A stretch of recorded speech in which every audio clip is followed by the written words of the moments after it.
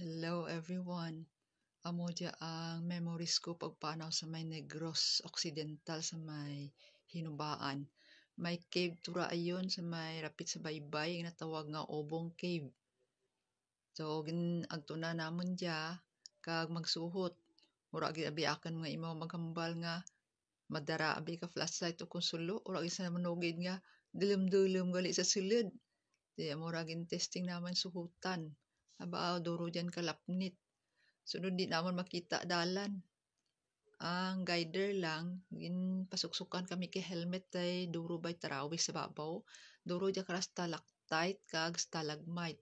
Pero pag suot naman sa amo dyan nga buho ay may sanag din kara. Ang galit mo ang sanag halin dito sa lapos nga may buho man pagto nga rapit sa may baybay.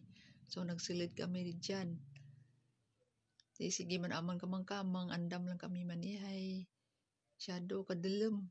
Pero kung nakamaan lang ko nga dulum galira, nagdarat kan flashlight ko, makita gidaan ang silid. Kaya surprise lang mong kami nga maagto. Wala kahanda. Sa mo dya aman nga ano ay ang may helmet. Amorang